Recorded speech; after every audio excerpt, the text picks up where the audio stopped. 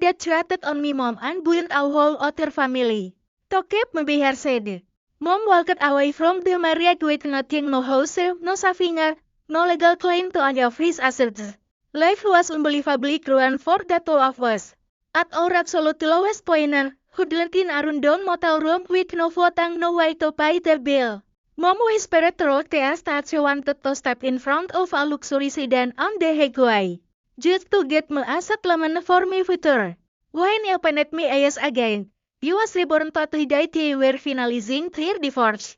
That was kneeling in front of me, his voice sickly sweet, asking who I wanted to live with. This time I didn't hesitate. It was me that the man who had money to burn, and never hesitated to spend it on his new life. Did he endured enough poverty and despair in my past life? He refused to suffer that way again. Lila, after mom and dad split up, who do you want to stay with? That Aston was as gentle as he could fuck, but his eyes glinted with obvious excitement. Was he happy? Of course he was. He was about to ditch mom and me. His two child burdens, reclaim his freedom, and marry the woman he depended for since his teenage years. Back when that was young, he burned head over heels for a girl named Clara. But grandma hated her with every fiber of her being, calling her reckless, wild, and unfit to care for her precious son. That cried, threw tantrums, Evan skipped miles to protest it, but grandma refused to back down. Worse, she marched straight to Clara's house, screamed vulgar insults at her and her entire family, and forced them to move across the country to escape the harassment. The two star-crossed lovers were torn apart forever. Eventually, Dad gave in and married Mom Grandma as perfect pity, awkward, obedient woman who put everyone else first. After the wedding, Mom became a full-time homemaker, catering to Dad's every need, keeping the house spotless, and tending to his every whim. Turns out, Grandma had wanted a wife for her son. She wanted a second mother to wait on him hand and foot. Grandma lived to a ripe old age, but even the longest lives end. Sure enough, she passed away peacefully in her sleep. Her death should have been a quick loss, but it destroyed Mom and me. With Grandma gone, there was no one left to hold Dad back from chasing his long-lost love. The day after Grandma's funeral, Dad confronted Mom with thought and ounce of remorse. He demanded a divorce. Mom screamed, so bad, begged him to reconsider for me second, but that was dead set on him. He couldn't wait another second. He moved out that same week, ignoring the judgmental stars of our small suburban neighbors, and moved in with Clara. He even shut off all of Mom's living expenses overnight, leaving us with nothing. He never loved Mom, not really. And he didn't love me all that much either. Mom refused to bow to his cruel financial games. She pounded the pavement day and night, applying for every minimum wage job she could find, just to keep a roof over her head and food on the table. She held strong through it all, until Satu landed in the hospital with acute appendicitis, and she had zero money to cover the medical bills. Yellow never forget that moment, the cold, sterile hospital hallway, the harsh fluorescent lights. Dad standing there with his chin held high, looking down on us like we were trash. Seeing the divorce papers, he sighed coldly, and Kayla paid the bill. Mom crumpled to the floor, tears streaming down her face, her body hunched over like a broken branch, never to be whole again. She choked out through sobs. Is Satu agreed to the divorce? Dad got what he wanted and turned to leave without a second glance. Mom stared after him, broken and confused, whispering to herself and to me, "Wah, Lila is your daughter too." Dad paused for half a second, didn't utter a single word, and then walked even faster, disappearing down the hallway. He hid behind the half-open hospital room door, leaning against the wall, my chest aching. Happiness was that as to take, pain was all Mom and I got. We want to live with Dad. WH tanda tanya. Dad looked stunned, leaning into make sure he had my record. I lifted my chin, stared straight into his eyes, and enunciated every word clearly.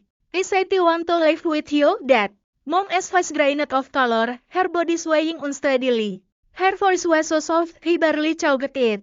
Wait, baby? Kau whispered back, me don't talk and honest. You can't afford to raise me, Mom? Why it be treated in my past life? The world had been too cruel, too unforgiving. No matter how deeply that chased his own happiness, he was still his only biological child. That had to jump for something at least for money. After I insisted that drove me to the slate, modern townhouse he shared with Clara. Lila, this is MS. Clara Bennett say hello. I looked up, forced upon its smile, and greeted her softly. Hello, Miss Bennett. It was my first time seeing her in both legitimacy.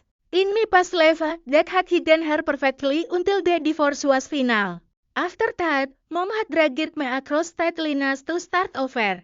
And we never came back until we did broken and alone. Clara was in her 40s but looked decades younger, with a polished, easy elegance cut made her stand out. She wasn't drop dead gorgeous, but there was a distant, untouchable air about her that stood in your mind. Nothing like a mom who would spend half her life scrubbing floors, cooking meals, and tending to our family. Covered in the fine scents of laundry detergent and home-cooked food, the smell of ordinary, loving life. Clara just stared at me coldly, not bothering to reply. That looked awkwardly, scrambling to survive. Clara is just a little shy around the popo. Clara didn't care on a bit about humoring him. She turned on her heel and stormed inside, leaving that to hurry after her like a lost puppy. My face faded. I glanced around the house with quick contempt. It was massive, far bigger than our old starter home. A thin three-bedroom ranch that had gotten through his wall decades ago. This place was newly renovated, luxurious, bright, and spotless, with high-end furniture and floor-to-ceiling windows. It churled me lip that had clearly spared no expense for his new life. Half an hour later, that emerged from the master bedroom looking devoted and calm acquitor. On a spacious master suite for him and Clara. On Gus' bedroom converted into a music room, complete with a grand piano. That gazed at the piano tenderly, Clara as a piano teacher. She plays beautifully. The piano looked expensive. In that moment, I suddenly wanted to smash it into a million pieces. The last bedroom was the smallest, darkest, and most rundown in the entire house. That sounded guilty, avoiding my eyes. This is the only spare room. You can stay here for now, later. He trailed off, having no idea what later even held for me. I played the part of understander, obedient kid. It is okay, Dad. I'm just got to have a room to call me on. My compliance softened him. He pulled $100 bill from his wallet and handed it to me. This is your weekly allowance, Lila. Ask for more if you need it. Thanks, Dad. Back when we were still a family, Dad only gave him Mom $200 a month to cover all our household expenses, groceries, bills, clothes, everything. He acted sweet and compliant for 5 minutes, and he handed me $50 in cash. That was far richer than I ever realized. Dad patted my head and headed to the kitchen to start cooking dinner. While living with Clara had cured his lifelong laziness. Mom had never let him lift a finger at home in all those years. I wiped my hair with a towel, my face burned with disgust. The spot where he did touch me had felt dirty, repulsive. Even enamel, Lila, left a bad taste in my mouth. I knew exactly who he denied me after. Clara was disgusting. That was even worse. I felt trapped in this lavish prison. But Clara looked even more trapped than I did. I tried being nice to her over and over, greeting her politely, offering small gestures of kindness. But she was ice cold, ignoring me completely. Every time satu three token that took her said publicly, telling me to leave her alone. In private, told her, get the sleep me extra cash to calm me down, buying me silence with money. I was more than okay with that. What was love compared to cold, hard chase?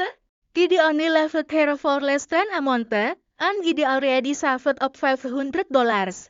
Summer break ended, and they headed back to 8th grade. 5 more years until college graduation. I could wait. I could be the me time. On my first day of school, I spotted Mom the second I stepped outside the building. She had lost so much weight, her face worn and exhausted that shiftless under her eyes.